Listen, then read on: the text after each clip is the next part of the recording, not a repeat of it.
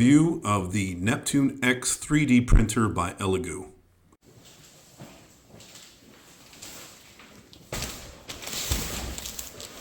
Let's cut this thing open and see what's inside.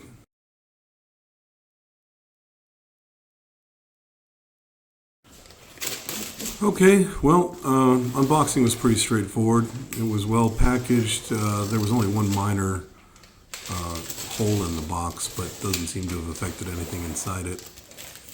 Padding was pretty good, sort of like a dense black foam, and everything was compartmentalized. Instructions were sitting right on top.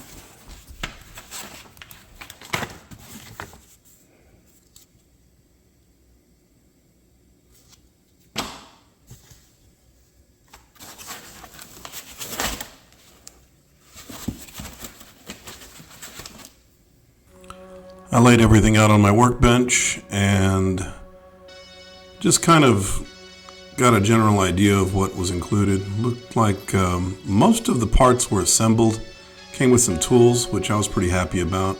Things you'd probably imagine come with most of these printers, but the inclusion of the scraper, the little tin snips, all the extra tools, zip ties, USB with what I was assuming at the time was just the test print.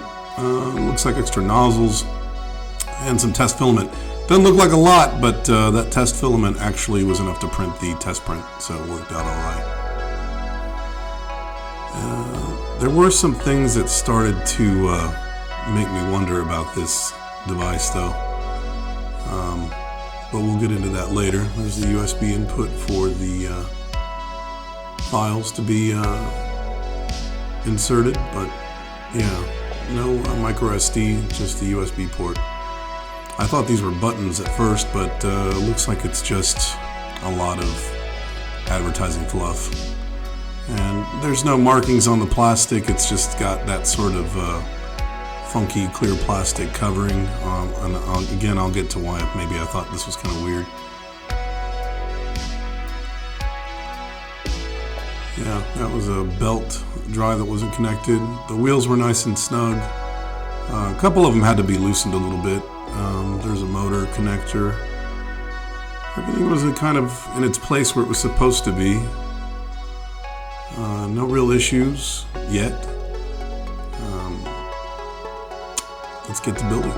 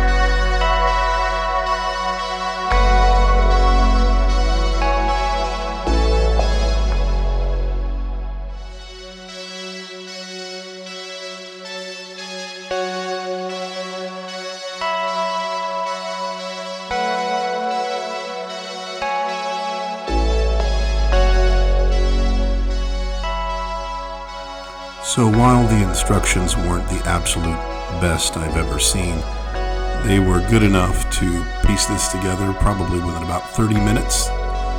However, I started to see some issues with the printer itself and a couple of things in particular which I'll go into later.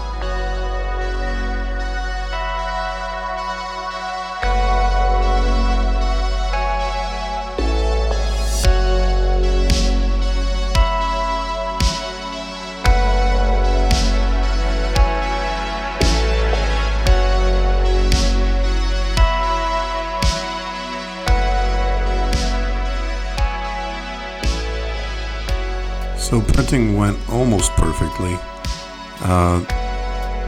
Pretty straightforward. I leveled the bed, I inserted my file, I selected it, I selected print, and it went through without a hitch, except for, again, one small problem. Not the printer's fault, but certainly something to be wary of.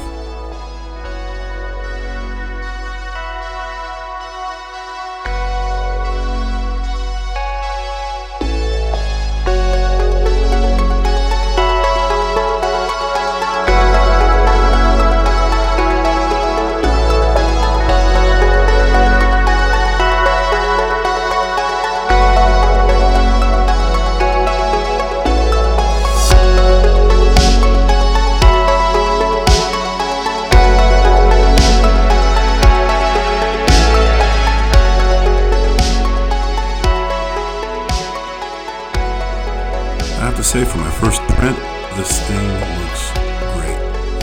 It literally almost looks perfect. For an FDM printer, the result was just really excellent. Very happy with it. I've printed another one since then, and it almost looks even better. But again, there were some issues. Not with the print. The print looks excellent. I didn't even have to change anything in the settings, but there were some other issues.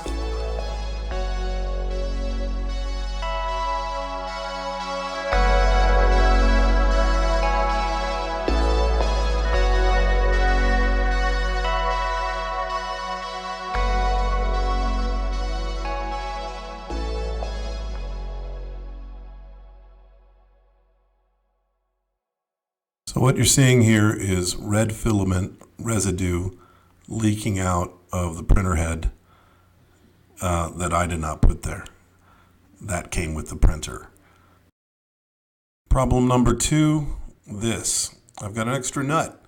There's supposed to be 3 there, but unfortunately, as you can see, there's no third hole in the center where my finger is. And there was this issue with one of the bars that looked like something had already been threaded into it at some point.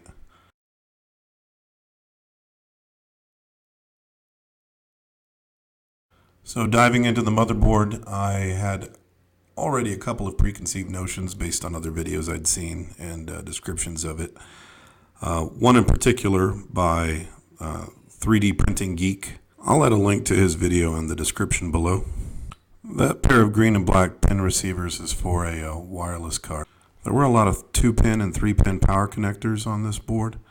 I don't know if those were for LEDs or fans that could be added later, or maybe some other accessory. This one you see here is the Elegoo control board.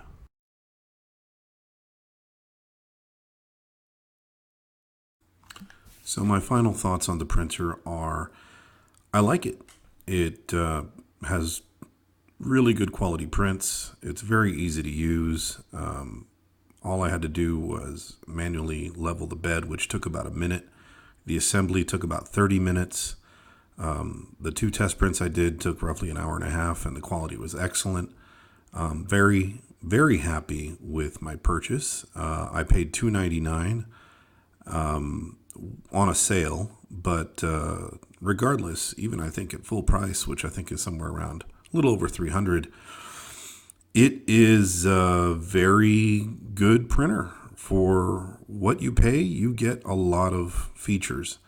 I did reach out to Elegoo for some of the issues I encountered, and they assured me that that was just part of their rigorous testing that they do before they send the printers out to the customer, which, you know, that's pretty much in line with what I think most companies will do. And again, it did not affect the functionality of the printer at all. They were very minor issues. And overall, I'm very happy with the printer. I'd give it 9 out of 10. 10 out of 10 only because of, you know, the minor inconvenience of having to reach out for those issues I questioned. But other than that, I couldn't be happier with it. So please like and subscribe. and I will catch you later in the next video. Bye.